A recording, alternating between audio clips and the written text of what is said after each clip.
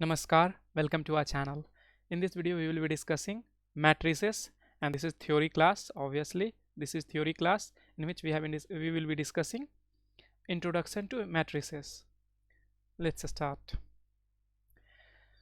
सबसे पहले matrices का definition है a set of mn numbers arranged in rectangular array having m rows and n columns is called matrices of size or type m cross n। तो ये matrices हमारा दिया हुआ एक रेक्टेंगुलर एरे के फॉर्मेट में है और इसमें ये सारा जो है इस सारे को हम लोग एलिमेंट बोलते हैं। क्या बोलते हैं? एलिमेंट बोलते हैं। और ये जो सबस्क्रिप्ट लगा हुआ है उसका एक मतलब है, जैसे अगर 1 1 लिखा है इसका मतलब पहला 1 जो है वो रो के लिए होता है और दूसरा जो होता है वो कॉल्यूम के लिए होता है। कॉल्यूम के लिए तो आप पोजीशन देखिए, फर्स्ट रो फर्स्ट कॉल्यूम। अगर हम इसकी बात करें तो AM2 mth रो और सेकेंड कॉल्यूम। हम यहाँ से देख सकते हैं ये mth रो है और ये है सेकेंड कॉल्यूम है। तो सबस्क्रिप्ट जो भी हमारा ये एलिमेंट है वो उसका एक पर्टिकुलर पोजीशन है और उस पोजीशन पे उसका कुछ वैल्यू होगा। तो हम लोग आगे बहुत सारा एग्जांपल भी देखेंगे जिसमें हम जैसे कि हम कोई एक मैट्रिक्स यहाँ पे ले लें 2 3 4 5। तो यहाँ पे हर एक का जैसे फर्स्ट रो फर्स्ट कॉलम पे 2 है, सेकेंड रो सेकेंड कॉलम पे 5 है, फर्स्ट रो सेकेंड कॉलम पे 3 है और सेकेंड रो फर्स्ट कॉलम पे 4 है। तो इसी तरीके से यहाँ ये m क्रॉस n, यहाँ पे m और n का कोई भी इंटीग्रल वैल्यू हो सकता है, positive integral value. Obviously positive integral value हो सकता है क्योंकि हम लोग जब पोजीशन की बात करेंगे तो वो पॉजिटिव इंटीजर ही होगा। तो ये हो गया। इसको हम लोग अगर हम सिंपल इस बड़े से कर्व को अगर छोटे से वर्ड में डिनोट करें तो a is equal to small a i j m cross n। ये m क्रॉस n जो है ये मैट्रिक्स के साइज या टाइप को रिप्रेजेंट करता है और a i j जो है वो ith row and jth column. तो ये ith रो और jth कॉलम को रिप्रेजेंट करता है। तो ये मैट्रिक्स का हमारा बेसिक डिफिनीशन है। अब हम आगे कुछ डिफिनीशन अलग अलग टाइप के मैट्रिक्स को देखते हैं और उसका क्या कैरेक्टरिस्टिक्स वगैरह है वो भी थोड़ा बहुत देखेंगे और फर्दर हम अगले वाले वीडियो में हम सारा मैट्रिक्स का प्रॉपर्टी डिस्कस करेंगे और उसमें सारा ऑपरेशन वगैरह भी डिस्कस करा जाएगा। तो ये है रो मैट्रिक्स। तो नाम से ही लग रहा है रो मैट्रिक्स, इसका मतलब ऐसा मैट्रिक्स जिसमें सिर्फ रो हो, मतलब एक रो हो, एक से ज़्यादा row. A matrix having one and only one row, तो उसको हम लोग बोलेंगे रो मैट्रिक्स। इसमें कॉलम कितना भी हो सकता है। तो अगर इसके साइज की बात करें तो रो 1 है और कॉलम n है। यहाँ से हमको पता चल रहा है कि nth कॉलम ये है, तो इसका साइज हम 1 क्रॉस n बोल सकते हैं। इस तरह का बहुत सारा मैट्रिक्स हो सकता है, जैसे कि 1। और यहाँ पे कॉमा लगाने की ज़रूरत नहीं है, जब हम मैट्रिक्स में लिखते हैं तो कॉमा नहीं लगाएंगे, स्पेस सिर्फ देंगे 1 2 3। तो ये 1 क्रॉस 3 का मैट्रिक्स है। इसी तरीके से बी कोई मैट्रिक्स हो सकता है 4 5, ये 1 क्रॉस 2 का मैट्रिक्स है। इसका मतलब 1 रो और 2 कॉलम। इसी तरीके से n नंबर ऑफ हम मैट्रिक्स हम लिख सकते हैं जिसको जो रो मैट्रिक्स हमारा होगा। बस कंडीशन यही है कि उसमें एक रो और 1 एंड ओनली 1 रो हो और कॉलम्स अपने इच्छा से कितना भी लिया जा सकता है। जैसा कि रो मैट्रिक्स में है वो वैसा ही सिचुएशन यहाँ पे कॉलम के साथ है। यहाँ पे क्या कह रहा है? A matrix which have only one column is called column matrix. इस पूरे में क्या होगा, इसका साइज क्या होगा, 1 से लेके n तक जा रहा है तो n रो n 1 कॉलम। एक चीज और, ये जब भी हमारा a का जब भी साइज लिखा रहेगा m क्रॉस n तो पहला वाला हमेशा रो को रिप्रेजेंट करता है और दूसरा वाला हमेशा कॉलम को रिप्रेजेंट करता है। इसको आप एकदम दिमाग में रखें क्योंकि इसकी मतलब इसका फर्क पड़ता है। और खासकर जब हम लोग इसका ऑपरेशन पढ़ेंगे तो उसमें मल्टीप्लिकेशन वगैरह होता है या फिर हम कोई भी ऑपरेशन एडिशन सब्ट्रैक्शन मल्टीप्लिकेशन ये सारा कुछ करेंगे, उसमें मैट्रिक्स का साइज बहुत ही इंपॉर्टेंट है और उसमें रो और कॉलम का पोजीशन हमको पता होना चाहिए। और इसीलिए ये जो टर्मिनोलॉजी है ये हमेशा के लिए फिक्स्ड है, मतलब जैसा हमको बताया गया है शुरू से ही। तो उसमें पहला जो होगा वो हमेशा रो होगा, दूसरा हमेशा कॉलम होगा। इसको आप ध्यान में रखिए और इससे हमारा सारा प्रॉब्लम सॉल्व हो जाएगा। स्क्वायर मैट्रिक्स, नाम से ही लग रहा है स्क्वायर। जैसे रेक्टेंगल, अगर रेक्टेंगल को अगर स्क्वायर बनाना हो तो क्या होता है, रेक्टेंगल कुछ इस तरह का होता है, स्क्वायर कुछ इस तरह का होता है। इसका मतलब इसका चारों साइड इक्वल होता है। इसमें क्या होता है, अपोजिट साइड इक्वल होता है। तो स्क्वायर का मतलब कि जिसमें number of rows is equal to number of columns. वैसे ये लॉजिकल है। लॉजिकल क्यों है, सो आप देखिए पीछे वाले में चलिए। देखिए इस वाले में क्या है कि अगर हम इसमें लेंथ की बात करें तो लेंथ क्या है, n साइज का लेंथ है इसका, और इसका जो कॉलम एक ही होने के कारण इसका विड्थ जो है वो 1 यूनिट है। तो ये एक रेक्टेंगल के जैसा दिख रहा है। सिमिलरली अगर हम पीछे चल के देखें, अगर हम रो मैट्रिक्स के बारे में, तो ये भी कैसा है, एक रेक्टेंगल शेप का है। लेकिन अगर इसमें एक रो और एक ही कॉलम होता, जैसे कि अगर हम 1 लेके ऐसे रखते, तो इसमें क्या है 1 इंटू 1, एक रो एक कॉलम, तो ये स्क्वायर शेप का हो गया। सिमिलरली अगर इसमें अगर देखें तो यहाँ पे भी अगर हम a इज इक्वल टू अगर 4 लिखते और इसको 1 क्रॉस 1, एक कॉलम एक रो, ऐसा भी तो हो सकता है एक ही रो हो, तो इसमें ये स्क्वायर शेप का हो गया। तो स्क्वायर मैट्रिक्स का मतलब ही होता है कि जहां पे नंबर ऑफ रो और नंबर ऑफ कॉलम्स जो हो सेम हो। A matrix have same number of rose and columns is called square matrix. इसका एग्जांपल हम बहुत सारा ले सकते हैं। एक तो सिंगल अगर एलिमेंट लेंगे तो वो हमेशा स्क्वायर मैट्रिक्स होगा। हम एक से ज़्यादा भी ले सकते हैं, 1 2 3 4। एलिमेंट के वैल्यू पे हमसे उसको मतलब नहीं है, हमको साइज से मतलब है। यहाँ पे m क्रॉस n है, इसको हम लोग m क्रॉस m लिख सकते हैं, सॉरी m क्रॉस m या n क्रॉस n लिख सकते हैं। क्यों, क्योंकि यहाँ पे सारा वैल्यू सेम है, यानी ये 2 क्रॉस 2 मैट्रिक्स है। सिमिलरली अगर हम हायर ऑर्डर का भी लिखना चाहें, 1 2 3 4 4 5 6 7 8 9, ये क्या है 3 क्रॉस 3। तो स्क्वायर, ये भी एक तरह का स्क्वायर मैट्रिक्स है, क्योंकि इसमें नंबर ऑफ रोज और नंबर ऑफ कॉलम के एक दूसरे के बराबर है।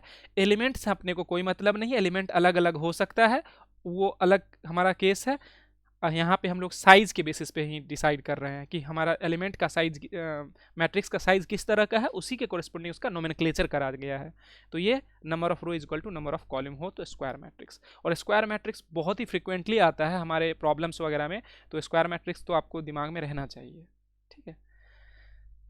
Diagonal matrix, a square matrix in which all the element except those on principal diagonal. पहले ये ये देखना है प्रिंसिपल डायगोनल। प्रिंसिपल डायगोनल जो होता है वो हम डायगोनल, जो हमारा मेन डायगोनल होता है इसको हम लोग प्रिंसिपल, ये हमारा क्या है प्रिंसिपल, ये प्रिंसिपल डायगोनल। इसको हम यहाँ लिखने से अच्छा है कि इसको हम यहाँ पे दिखा दें, ये हमारा प्रिंसिपल डायगोनल है। डायगोनल ये भी हो सकता था, ये डायगोनल ये भी हो सकता है, ये भी हो सकता है, इनफैक्ट ऐसे भी हो सकता है, इस तरफ से भी हो सकता है। लेकिन जो हमारा प्रिंसिपल डायगोनल है, हम लेफ्ट साइड से, क्योंकि रो से हम स्टार्ट करते हैं, तो फर्स्ट रो से स्टार्ट करेंगे, फर्स्ट रो फर्स्ट कॉलम से, और डायगोनली चलेंगे।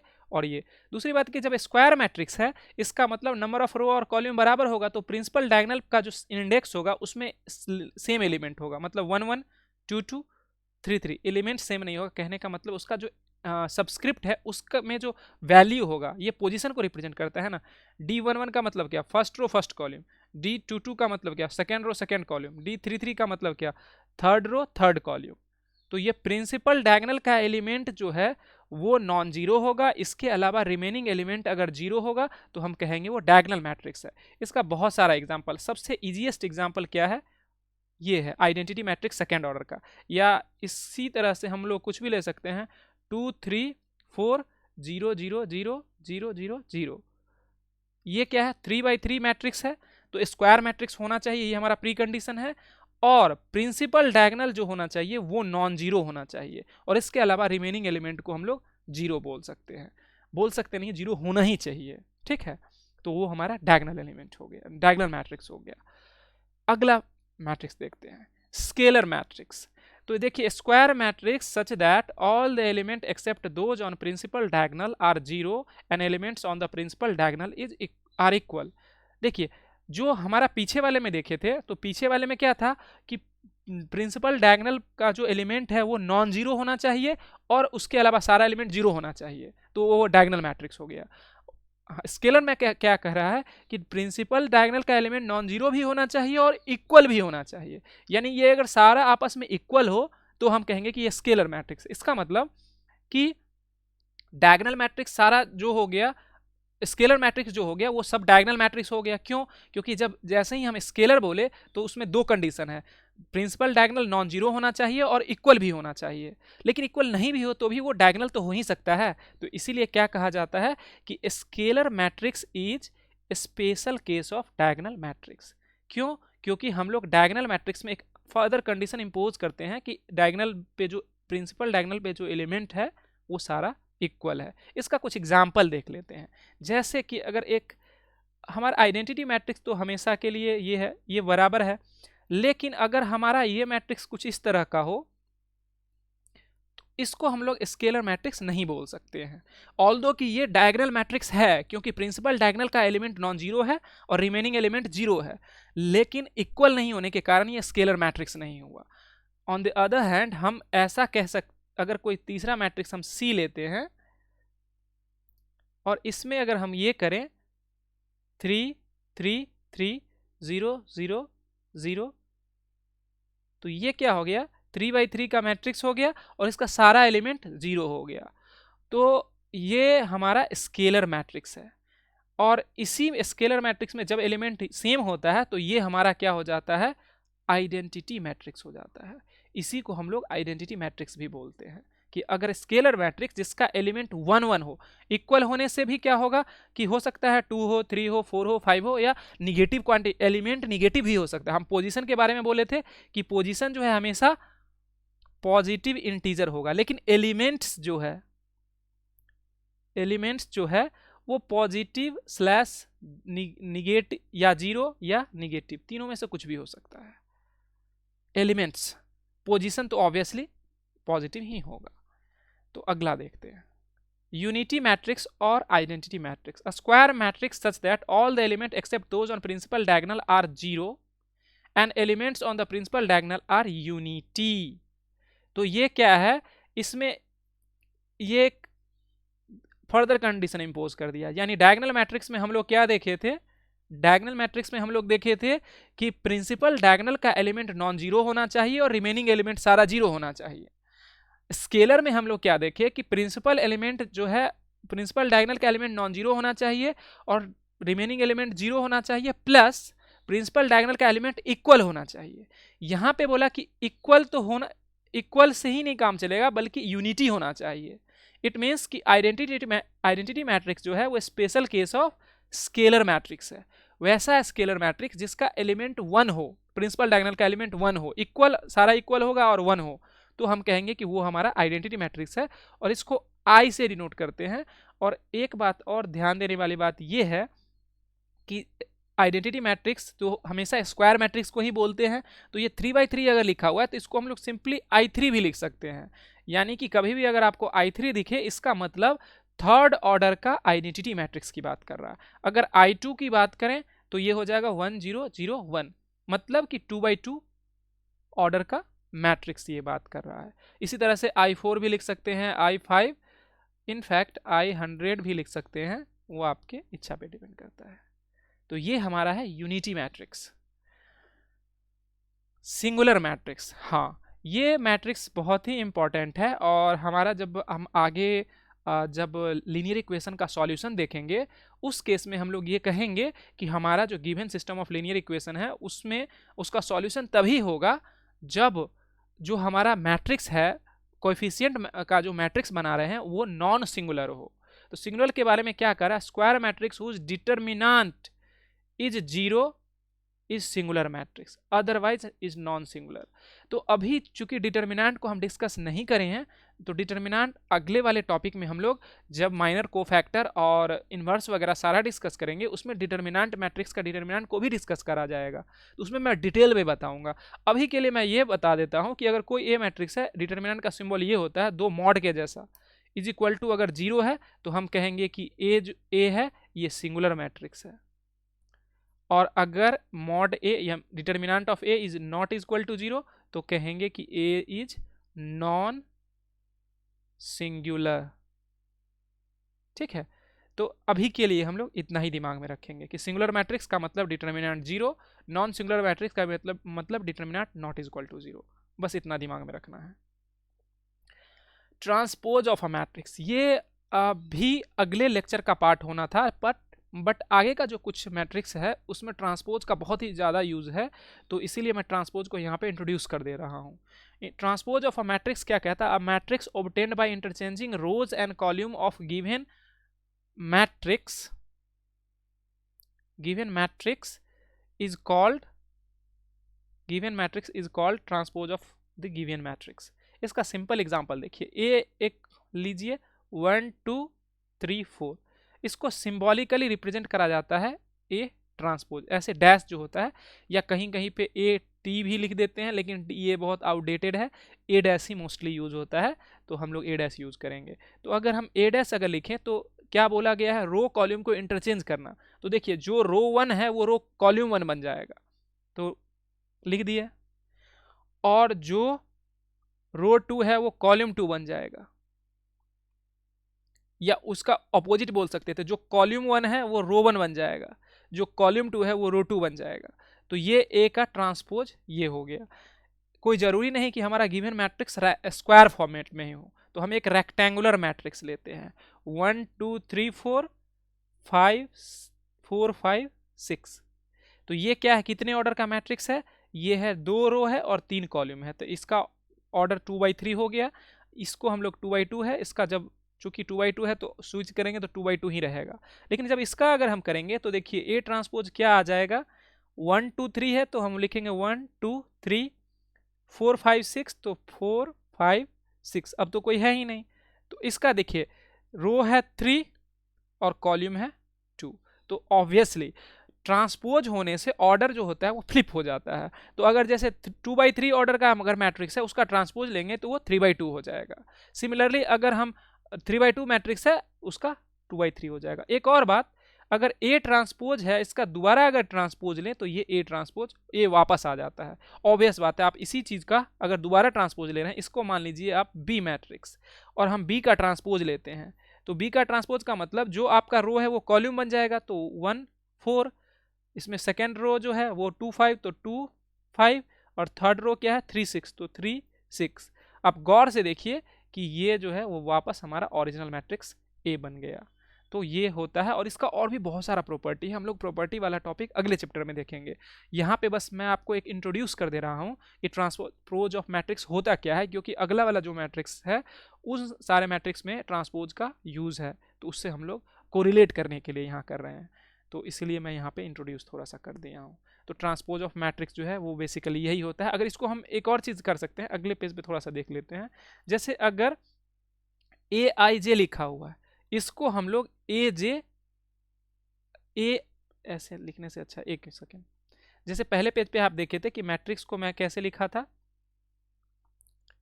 मैट्रिक्स को लिखा था A is equal to A I J M cross N. तो अगर ए का ट्रांसपोज लिखना हो तो इसको हम लोग लिख सकते हैं ए जे आई, क्योंकि रो और कॉलम को इंटरचेंज कर दिए हैं, एन क्रॉस एम हो जाएगा, ठीक है। और मैट्रिक्स का साइज के बारे में मैं बता ही दिया, या ऑर्डर के बारे में, साइज या ऑर्डर की एम 2/2 ऑर्डर है तो 2/2 ही रहेगा, लेकिन अगर 2/3 है तो 3/2 हो जाएगा, क्योंकि सेम साइज वाला स्क्वायर मैट्रिक्स में तो ऑर्डर चेंज होने से रहा, एलिमेंट चेंज हो जाएगा ऑब्वियसली। देखिए एलिमेंट जो है, एलिमेंट हमारा सेम पोजीशन पे नहीं है, डायगोनल एलिमेंट तो सेम ही रह रहा है, लेकिन यहाँ पे 2 था, यहाँ पे 3 आ गया, यहाँ पे 3 था, यहाँ पे 2 आ गया, तो एलिमेंट तो चेंज होगा ही, ऑब्वियस बात है, वो डिपेंड करेगा कि एलिमेंट किस तरह का है, ठीक है। तो हम लोग अब आगे बढ़ते हैं। तो सिमेट्रिक, ये जो हम पीछे ट्रांसपोज की बात करे थे वो इसी के लिए करे थे कि सिमेट्रिक मैट्रिक्स कहता है square matrix A I J is called symmetric matrix if A I J is equal to A J आई।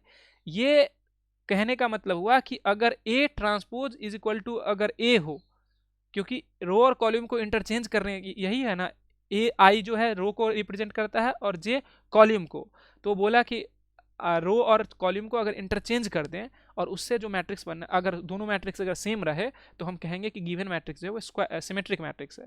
यहाँ पे देखिए इसमें आपको क्लियरली पता चलेगा, जैसे ए मैट्रिक्स है, हम ए का ट्रांसपोज लेते हैं, तो ट्रांसपोज लेंगे तो क्या हो जाएगा, रो 1 जो है वो हमारा ए जी एच है, तो हम क्या लिखते हैं ए सॉरी एच और जी। रो टू क्या है, एच, रो टू को हम कॉलम के फॉर्मेट में लिख रहे हैं, एच बी एफ, और ये रो थ्री जो है वो क्या है, जी एफ सी। गौर से देखिए ये एकदम सेम मैट्रिक्स है, A H B, B G F और ए जी, तो ये दोनों ही सेम मैट्रिक्स है, तो यानी कि ए ट्रांसपोज जो है ए के बराबर है, और इसीलिए ये कौन सा मैट्रिक्स है, सिमेट्रिक मैट्रिक्स है, सिमेट्रिक मैट्रिक्स है। वैसे भी एक और ध्यान देने वाली बात यह है कि चूंकि डायगोनल एलिमेंट, ये सारा ऑपरेशन जो है स्क्वायर मैट्रिक्स पे हो रहा है, तो स्क्वायर मैट्रिक्स पे हो रहा है तो नंबर ऑफ एलिमेंट रोज और नंबर ऑफ कॉलम हमेशा सेम होगा, सिमेट्रिक मैट्रिक्स के लिए मैं बोल रहा हूँ। तो इसका जो डायगोनल वाला एलिमेंट है वो दोनों ही केस में सेम ही रहेगा, और ये वाला एलिमेंट आपस में फ्लिप होता है, लेकिन डायगोनल के दोनों तरफ एलिमेंट देखिए ये सिमेट्रिक है, डायगोनल के अबाउट ये सिमेट्रिक है, ये इसके अबाउट सिमेट्रिक है, ये इसके अबाउट सिमेट्रिक है, इसीलिए एक तरह से समझिए कि ये सिमेट्रिक को ही देख के इसका नाम सिमेट्रिक मैट्रिक्स लिखा गया है। स्क्यू सिमेट्रिक मैट्रिक्स, ये ऐसा मैट्रिक्स है, ऐसा स्क्वायर मैट्रिक्स है जिसमें रो और कॉलम को इंटरचेंज करने से माइनस लगाना पड़े, यानी ए I J is equal to minus A J आई, तो ऐसे मैट्रिक्स को हम लोग स्क्यू सिमेट्रिक्स मैट्रिक्स बोलते हैं। तो जैसे देखिए यहाँ पे ए बी सी है, तो ये तो अपने जगह पे है, इसका जब स्विच, इसको जब स्विच कर रहे हैं हम लोग, तो ये क्या हो जाएगा, एच के जगह पे माइनस एच, मान लेते हैं ए ट्रांसपोज हम लोग निकालते हैं, तो ए ट्रांसपोज क्या हो जाएगा, रो वन को हम लोग लिखेंगे ए एच जी, रो टू को हम लोग लिखेंगे minus H B B F, और रो थ्री को लिखेंगे माइनस जी माइनस एफ और सी। अब हम क्या करते हैं, ए ट्रांसपोज में बाहर से माइनस लगा देते हैं, तो मैट्रिसेस में क्या होता है, अब मैं बताना पड़ेगा थोड़ा सा, जब भी मैट्रिक्स में कोई क्वांटिटी से बाहर से अगर मल्टीप्लाई करते हैं तो सारे एलिमेंट में इंडिविजुअली मल्टीप्लाई होता है, तो सारे एलिमेंट में माइनस वन से मल्टीप्लाई करें तो minus A H G minus H minus B F G minus G minus F minus C. अब देखिए ये इसके अगर बराबर होगा तो हम कहेंगे कि ये स्क्यू सिमेट्रिक मैट्रिक्स है, तो जब स्क्यू सिमेट्रिक, जब इसको हम बराबर इक्वेट करेंगे तो देखिए माइनस जी माइनस एफ ये मैच कर रहा है, सिर्फ डायगोनल एलिमेंट सारे में माइनस लग गया है। इससे एक हमको इंफॉर्मेशन मिल रहा है, अगर ए ट्रांसपोज का माइनस जो है ए के बराबर है, तो हम दोनों को अगर ऐड कर देंगे, A transpose plus A is equal to zero आना चाहिए, तो वो जीरो आएगा, प्रोवाइडेड कि डायगोनल एलिमेंट दोनों मिलके, देखिए इस दोनों को ऐड कीजिए तो डायगोनल एलिमेंट मिलके ये जीरो हो जाएगा। तो इसमें स्क्यू सिमेट्रिक मैट्रिक्स में आप जब हम इसका प्रॉपर्टी देखेंगे तो हमको पता चलेगा कि इसका डायगोनल एलिमेंट जो है वो जीरो हो जाता है, ठीक है। तो वो हम लोग जब प्रॉब्लम डिस्कस करेंगे या आगे हम जब प्रॉपर्टी देख रहे हैं तो हम प्रॉपर्टी में सारे मैट्रिक्स का फिर से प्रॉपर्टी को हम लोग ओपन करेंगे, अभी तो मैं जस्ट इंट्रोड्यूस करा हूँ। हर्माइशियन मैट्रिक्स, तो हर्माइशियन मैट्रिक्स का क्या होता है, square matrix is called hermitian matrix if A theta is equal to A, इस थीटा का मतलब होता है कंजुगेट ट्रांसपोज। तो ये बहुत ही सिंपल बट इंपॉर्टेंट चीज़ है, जैसे अभी हम पीछे देखे ट्रांसपोज के बारे में, लेकिन यहाँ पे थोड़ा सा अलग है। जैसे कि अगर मान लीजिए वन, वन प्लस आई, वन माइनस आई और वन, तो हम यहाँ पे क्या करेंगे, जब ट्रांसपोज लेंगे तो हर एक एलिमेंट का कंजुगेट भी लेंगे। कॉम्प्लेक्स नंबर में आप पढ़े होंगे कि अगर a प्लस आई बी अगर कोई हमारा ये है कॉम्प्लेक्स नंबर है तो इसका कॉन्जुगेट को ए जेड बार से रिप्रेजेंट करते हैं, तो हम लोग क्या करते थे कि जो इमेजिनरी पार्ट है उसको हम लोग माइनस कर देते थे, real part as it is रहता था और इमेजिनरी पार्ट को माइनस करते थे।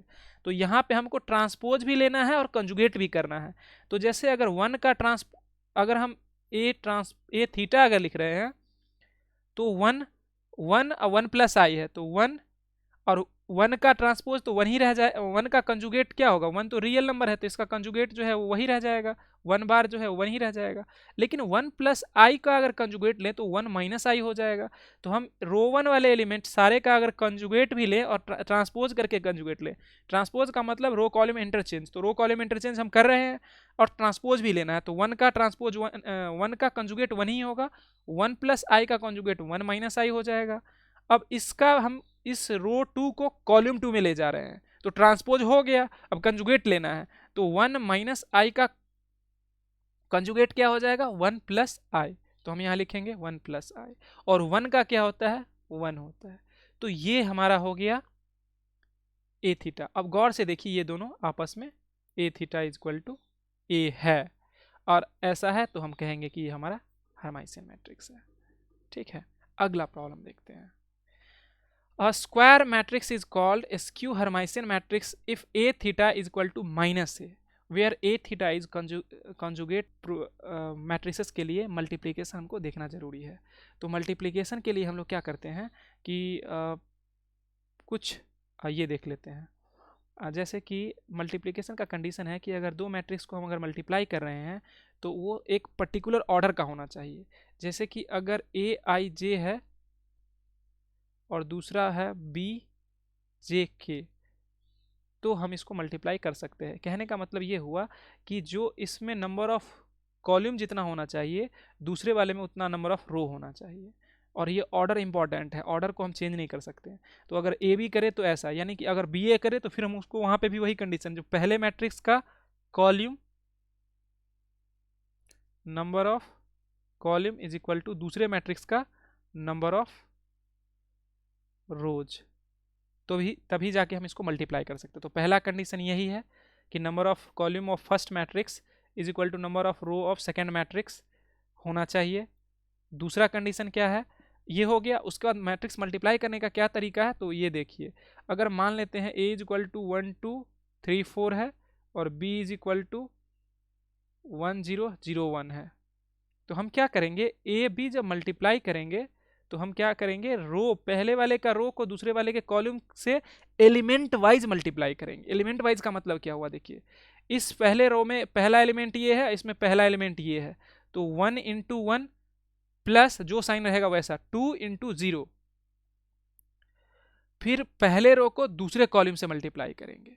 तो अब देखिए इसमें कहाँ पे रखना है उसका सिंपल अपने को तरीका है, हम स्टार्टिंग रो से कर रहे हैं, तो रो 1 कॉलम 1, इसका मतलब 1 1 वाले पोजीशन पे ये आ जाएगा।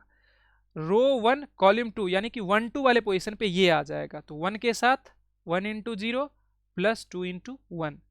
फिर देखिए रो 2 कॉलम 1, तो 2 1 वाले पोजीशन पे ये आ जाएगा, तो 3 इंटू 1 प्लस 4 इंटू 0, और 2 2 यानी रो 2 कॉलम 2 यानी कि 2 2 वाले पोजीशन पे आ जाएगा, तो 3 के साथ 0, तो 3 इंटू 0 प्लस 4 इंटू 1। ठीक है, तो ये क्या हो जाएगा 1 और 0 तो 1, ये हो जाएगा 2, ये 3 और ये 4, और ये होना ऑब्वियस था क्योंकि मैं ये क्या लिया था, आइडेंटिटी मैट्रिक्स लिया था, I2 लिया था। तो किसी भी मैट्रिक्स को जब आइडेंटिटी मैट्रिक्स से मल्टीप्लाई करते हैं तो वो मैट्रिक्स एज इट इज खुद ही आ जाता है। जैसा कि हम लोग नंबर सिस्टम में पढ़ते हैं कि 1 से मल्टीप्लाई करने पे कोई भी नंबर सेम रहता है, वैसे ही आइडेंटिटी मैट्रिक्स से मल्टीप्लाई करने पे कोई भी मैट्रिक्स सेम रहता है।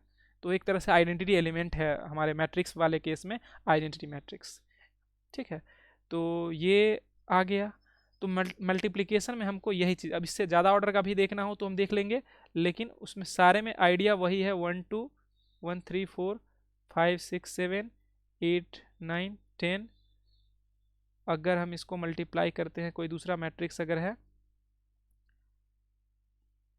3 2 1 4 5 6 9 8 7, अल्टीमेटली वही करना है, इस रो को इसके साथ, फिर इस रो को इस, स्टार्ट करेंगे पहले वो रो 1 से, तो कॉलम 1 रो 1 कॉलम 2, तो हमको इस पोजीशन का ध्यान रखना है, A11 A12 A13 A21 A22 A23 A31 A32 A33, ये सारे चीज़ का ध्यान रखेंगे।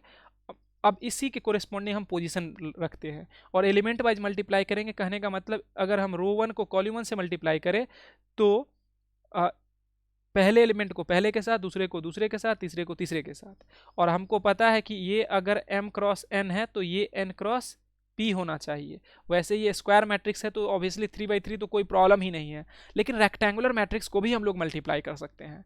जैसे कि आप देखिए, अगर मान लेते हैं 1 2 3 4 5 6, तो इसका ऑर्डर क्या है 2/3, 3। तो हम एक मैट्रिक्स लेते हैं दूसरा 4 5 6 7 8 9। ठीक है, अब देखिए इसका ऑर्डर क्या है, इसका ऑर्डर है 3/2। तो हम A क्रॉस B कर सकते हैं क्योंकि इसका जो कॉलम है इसके रो के बराबर है। लेकिन अगर B क्रॉस A की बात करें तो B का ऑर्डर क्या है 3:2 और A का ऑर्डर क्या है 2:3। तो ये भी कर सकते हैं। इसमें क्या था 2:3 था 3:2 था।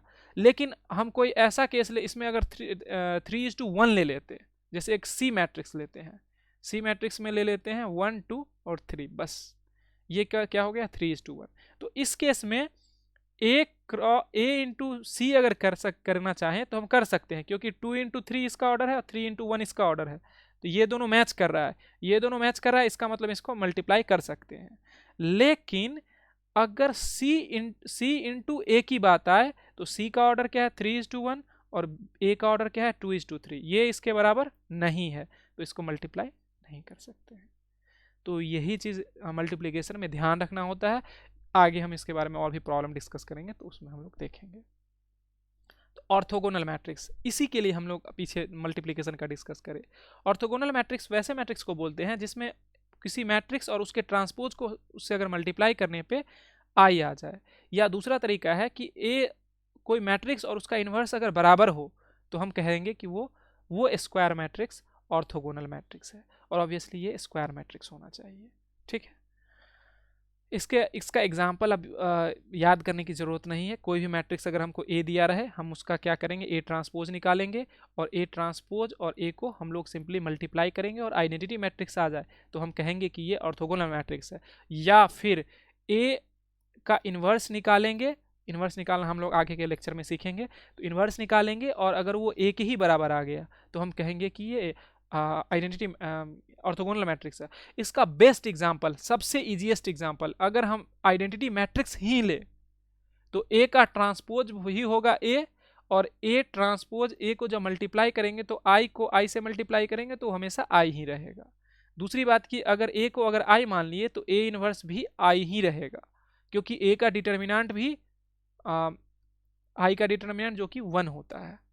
तो हम बोल सकते हैं कि आइडेंटिटी मैट्रिक्स जो है वो ऑर्थोगोनल मैट्रिक्स होता है।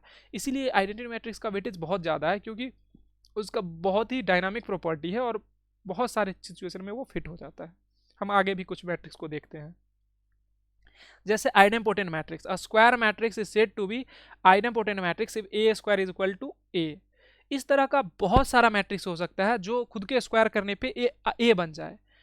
एक सिंपलेस्ट मैट्रिक्स क्या है, I2। हम एक ए को आई लिए, अब अगर ए स्क्वायर करेंगे तो ये बेसिकली आई स्क्वायर होगा जो आई के बराबर होगा और जो हमारा ए है। तो ए स्क्वायर ए के बराबर हो गया तो हम कहेंगे कि ये आइडेम्पोटेंट मैट्रिक्स है। इसका मतलब आइडेंटिटी मैट्रिक्स जो होता है वो आइडेम्पोटेंट मैट्रिक्स भी होता है। पीछे भी हम लोग देखे ऑर्थोगोनल भी होता है, आइडेम्पोटेंट भी होता है। आगे देखते हैं involuntary matrix. A square matrix is said to be involuntary matrix if A square is equal to आई।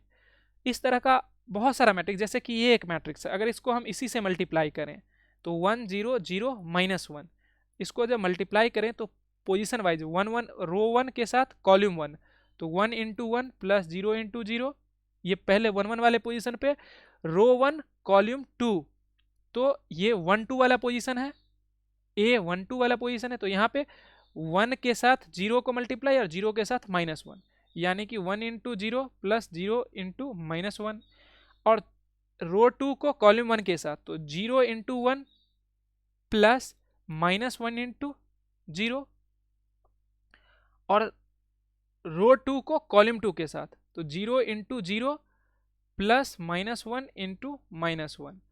अब इसको आप देखिए, ये क्या है 1 और ये 0 और ये भी 0, ये 0 ये 0 और ये 1, ये बेसिकली क्या आ गया, आइडेंटिटी मैट्रिक्स आ गया। तो ये मैट्रिक्स हमारा क्या है, इनवॉल्यूंटरी मैट्रिक्स है क्योंकि इसका स्क्वायर जो है आइडेंटिटी के बराबर हो गया।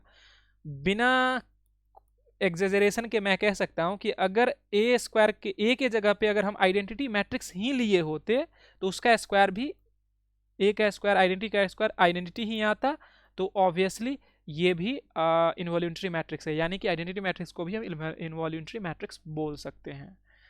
ठीक है, बट उसके अलावा भी बहुत सारा मैट्रिक्स होगा जो आइडेंटिटी मैट्रिक्स नहीं होगा लेकिन वो इनवॉल्यूंटरी मैट्रिक्स होगा। ठीक है, बट अपने को इस प्रॉपर्टी ध्यान में रखने की बात है। Nilpotent matrix, a square matrix is said to be N, ये नीलपोटेंट मैट्रिक्स लिखना चाहिए था, टाइपिंग एरर है। नीलपोटेंट मैट्रिक्स इफ देयर, इसका मतलब होता है देयर एग्जिस्ट, इस सिंबल है, there exist a positive integer n such that a to the power n is equal to 0। तो if n is the least positive integer, obviously अगर a का power, अगर n, अगर जैसे a का power 2 अगर 0 है तो a का पावर 4 भी 0 होगा, a का पावर 6 भी 0 होगा, इसका हायर पावर सारा 0 होगा। तो हम सबसे छोटा वाला नंबर जो है वो चूज करेंगे।